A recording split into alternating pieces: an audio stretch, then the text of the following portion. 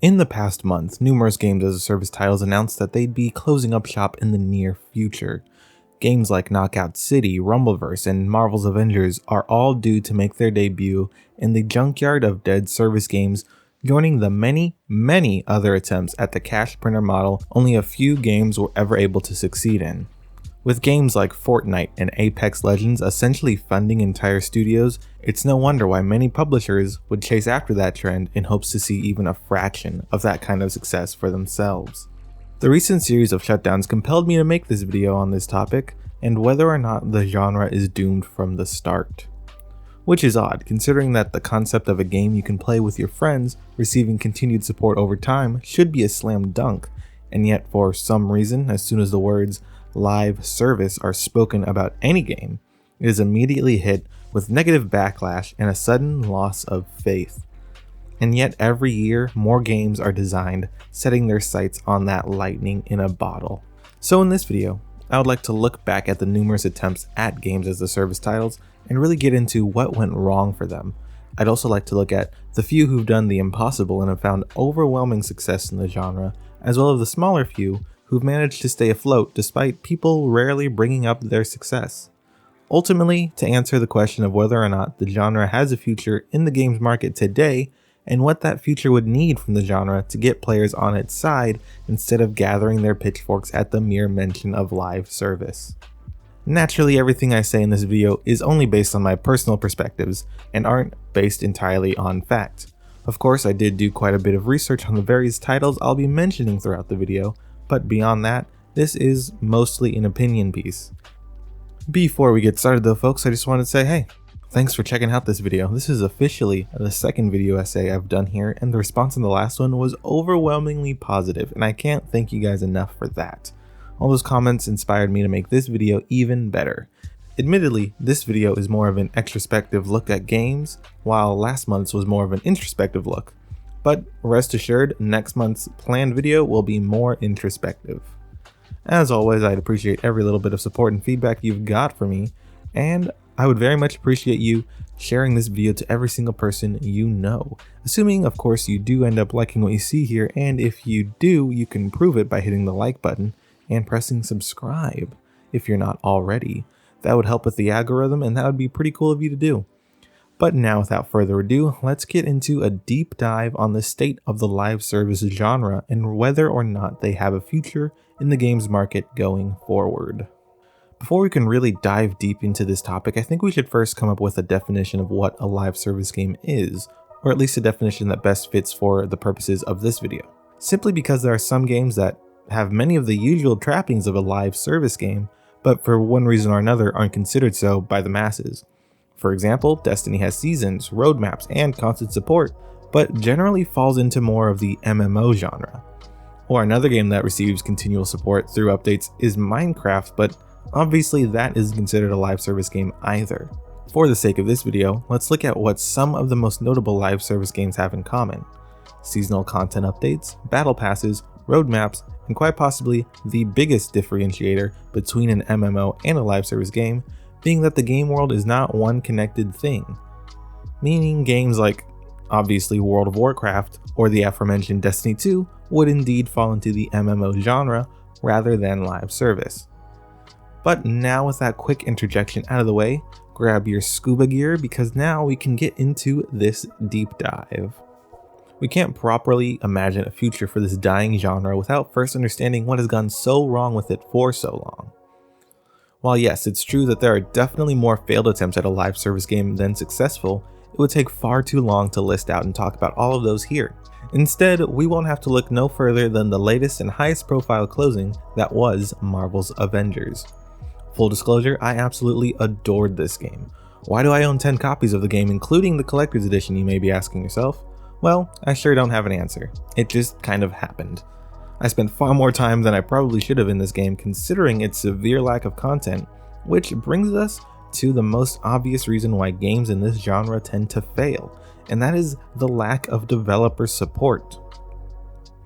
You would think that in being a live service game, that would be the top priority for developers, creating the new content for players to enjoy and giving them a reason to continue to play their game, and yet More often than not, it's the sole reason that these games fail, and is understandably why many gamers have so much trepidation when a game is announced as a live service. But let's keep looking at Marvel's Avengers before we look at the genre as a whole. You might not remember it because it was so long ago and likely buried by the dozens of terrible news stories that came out afterwards, but Marvel's Avengers started off on a pretty good note. Critics and audiences alike praised the game's initial single-player campaign, taking us on Kamala Khan's journey of meeting and reuniting the Avengers to take down AIM. There was mystery, intrigue, and just all-around well-written characters that in some cases I honestly found myself preferring over their cinematic counterparts. The depth behind each character's playstyle and skill set was also a welcome surprise to many, and the game was just fun to play. But the honeymoon period ended almost as quickly as it started. Marvel's Avengers released in September of 2020, and we were all told that we'd receive new updates every month, including new characters.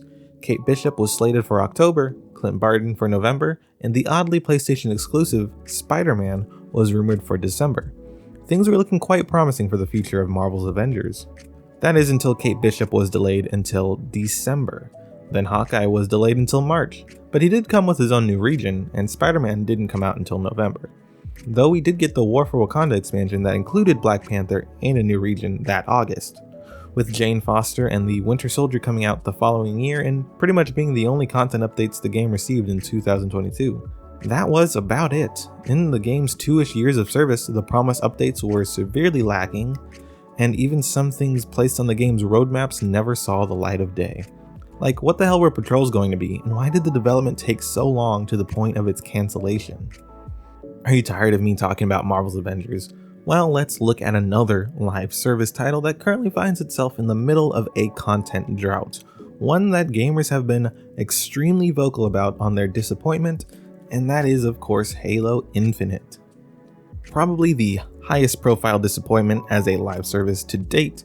Can't really call it a failure just yet because it is still ongoing with continued support, but honestly, with recent reports cropping up about the next Halo being in development for Unreal Engine 5, I wouldn't be too surprised if they pull the plug on Infinite sooner rather than later. As I'm sure we're all familiar with around here, Halo Infinite 2 had a lovely honeymoon period with the surprise early release of the multiplayer beta, which was an absolute blast and a half. So many of us felt as though Halo was back to its former glory as the king of the arena multiplayer shooter. Top that all off with an absolutely amazing single player campaign, or at least I thought so, and it seemed safe to say that Halo had come back to the top. Then the honeymoon ended. Halo wouldn't wash the dishes or mow the yard. They'd come home late from work every day smelling of alcohol, and they just didn't take an interest in us anymore. Or, the actual things that happened, like the poor progression system and the difficulties with their in-house slipspace engine slowing progress to almost a complete halt, with things like co-op campaign and Forge pushed back an entire year after the game's initial release date. Even promised campaign expansions have been scrapped, and that's not even mentioning the outrageously overpriced marketplace. It's no surprise people have bounced off of Halo Infinite when we're stuck playing on the same half a dozen maps with the same half a dozen game modes. The biggest disappointment to come from all of this though is that Halo Infinite has, or rather had at this point, so much potential. The gameplay is there. This is the best a Halo game has ever felt to play, in my opinion. The new equipment and additions are great for the franchise, but we just don't have anything to do with them. And the story was supposedly setting up the next couple of years of Master Chief's story so well. It's a shame that it's going to be a while before we see that continue, and who's to say that they'll even pick up where Infinite ended. God, I just love that ending so much and was really looking forward to more story content for Halo Infinite. I am unbelievably bummed out about the scrapped campaign expansions. The same can be said about Marvel's Avengers. The gameplay is there, the story is there, and yet we have nothing to do with any of it, and now the game is just dead. And that's often the saddest thing about a failed live service game. While many will cry out about how a live service game was always destined to fail, I can't help but see all the wasted potential because of a lack of support. I'm fairly certain we all saw this section coming from a mile away, as we can't really talk about the live service genre without bringing up the giant massive success that very well may be the reason why publishers want to try their hand at a live service title, Fortnite. Whatever your feelings toward the game may be, you can't deny it is a resounding success story. Starting off its life as a team-based tower defense game that then pivoted into the multiplayer space where it found its success is a neat story at the very least. But why? Why is it that Fortnite stands at the top of this steep mountain that is the live service genre? Now I know what some of you might be thinking right about now, but Alex, Fortnite isn't a live service game, it's a battle royale game. Well yes, but actually no. Fortnite is a live service game that happens to be a battle royale game, just as Halo Infinite is a live service game that happens to be an arena shooter, and Avengers was a live service game that happened to be a looter brawler. Honestly, there are many reasons why Fortnite succeeds where others have failed, but I'll try to keep it brief, or as brief as I possibly can. The game is remarkably easy to get into. As a matter of fact, it's so easy to get into that children everywhere are so deeply in love with this game, and you may not want to hear it, but the number of child gamers heavily outweigh us old fogies. Couple that with the fact that the game is free to play and can be played on virtually every platform in existence, it's no wonder why it has such a huge active player base. The game's main appeal, the battle royale matches, are quick and addicting. If you've never said the phrase, "just one more game," or "we gotta end on a good round," then you're just a liar.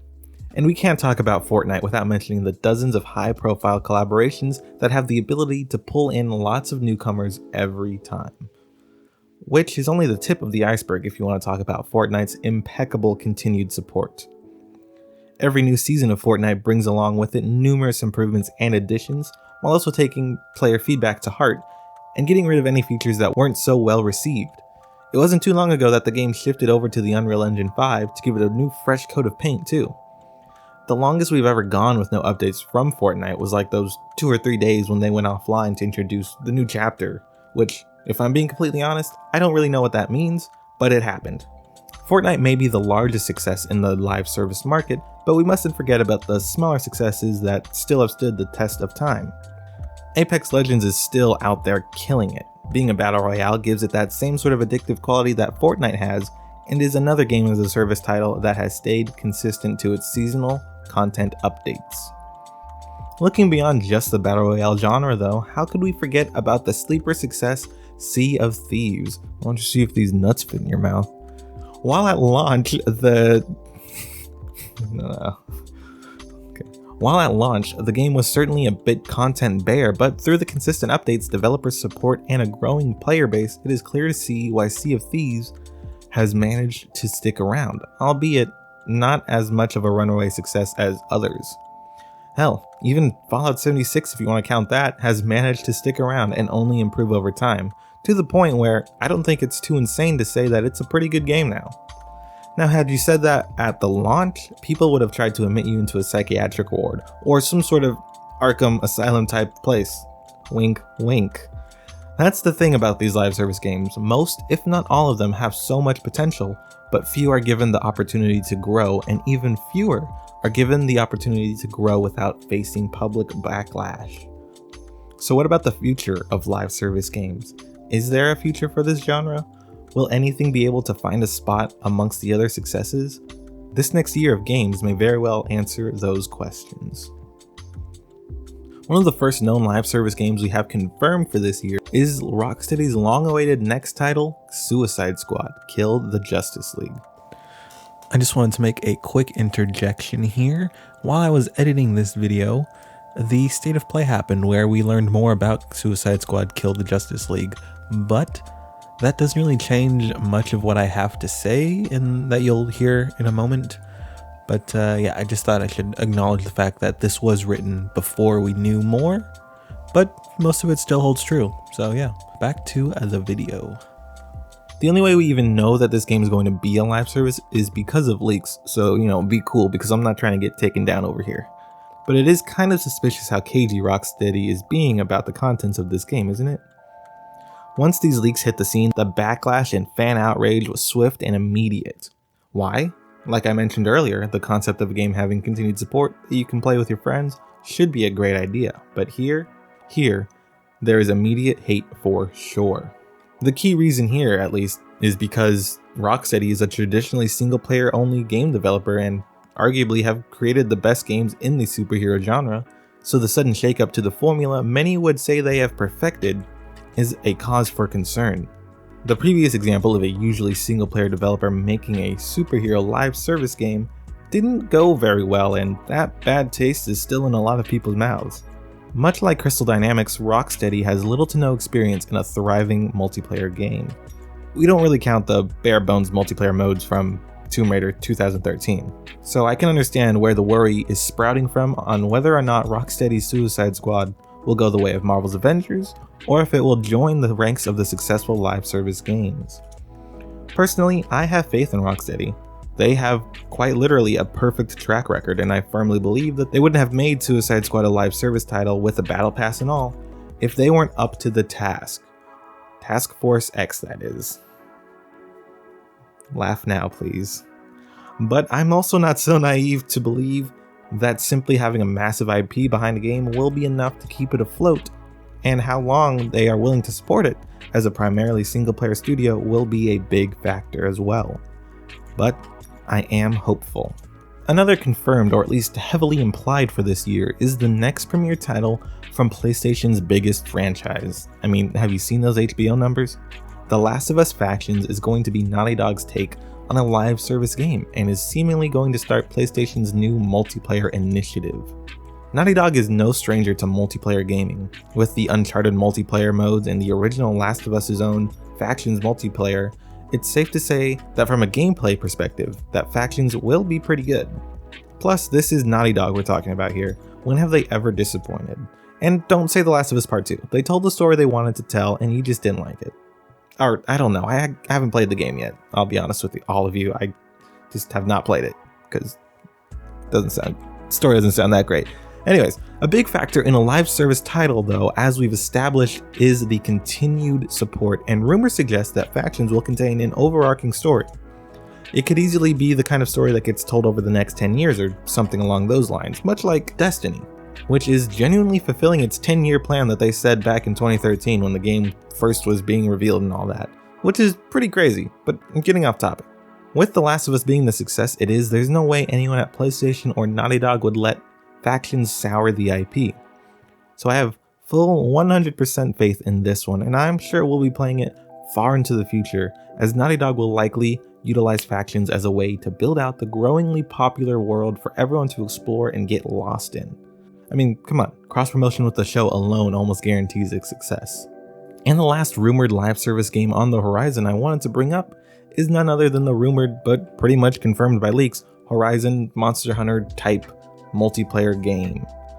As there is little to no information on this title, we won't spend too much time here, but much like The Last of Us, though obviously not to the same extent by any means, the Horizon IP is one of PlayStation's current tentpole franchises, which leads us to believe once again that they wouldn't want to sour that IP and would only set out to make this game if they knew what they were doing.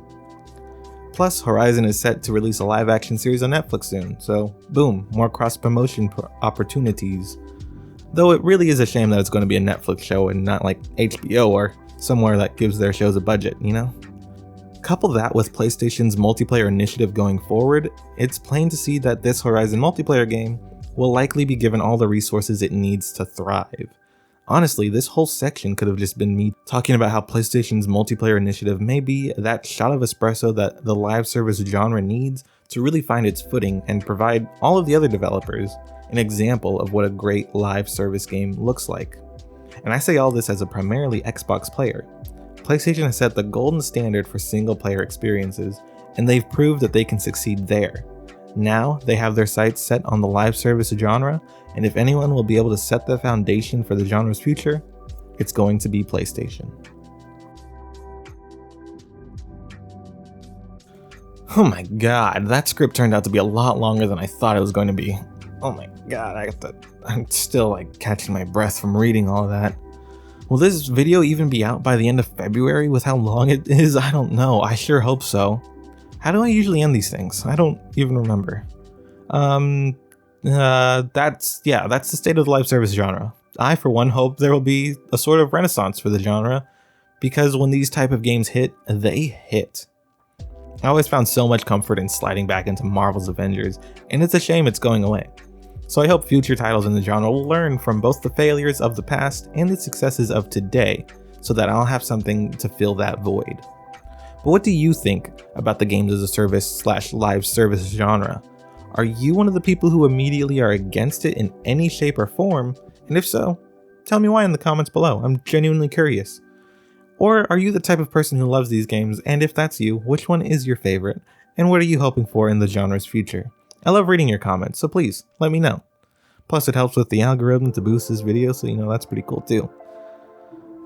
You know what else helps boost the algorithm? Liking and subscribing, I think. Probably. That would make sense at least. So if you did like this video, why not prove it by leaving a like, and if you aren't already subscribed, you should press the subscribe button too. Then you'll be notified whenever I release a new video. I do monthly video essays here, and I haven't done anything else yet, but I do plan to. But if you are here for these video essays, then here is a tease for next month.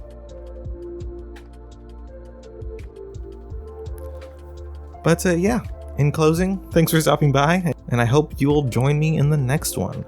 Stay safe and play some video games.